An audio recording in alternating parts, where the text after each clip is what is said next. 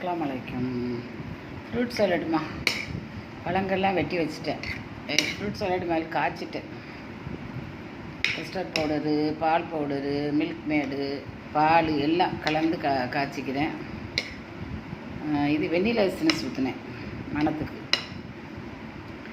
இது ஈத்தப்பழம், மாதுளம்பழம், கிரேப்ஸு, அண்டிப்பரிப்பு, அக்ரோட்டு எல்லாம் போட்டு, ஆரஞ்சு பழம், வாழைப்பழம் அதுக்கு போடுறதுக்கு எல்லாம் போட்டு மிக்சர் பண்ணி வச்சுக்கிறேன்.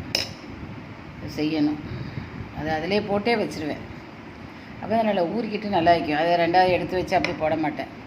அதில் போட்டு விட்டுட்டு கிஸ்மிஸ் பழம்லாம் கொஞ்சம் ட்ரை ஆகிக்கும். அதில் போட்டவுடனே அண்டிப்பரிப்பு கொஞ்சம் போட்டேன், அக்ரோட்டு போட்டேன். பார்த்துட்டு லைக் பண்ணுங்கள், ஷேர் பண்ணேன். இப்படியே போட்டே வச்சுருவேன். ஊற்றி திங்கும்போது நல்லா வைக்கும் உறைஞ்சிக்கிட்டு. இது ஒரே இதில் வைக்க மாட்டேன், ஃப்ரீசரில் வைக்க மாட்டேன், ஃப்ரிட்ஜில் வைப்பேன். கரெக்டான கூலாக வைக்கும் திங்கும்போது. இன்றைக்கி 2 வகை செஞ்சுட்டேன். முதல்ல செஞ்சது ஐஸ்கிரீம், இப்போ ஃப்ரூட் சாலடு.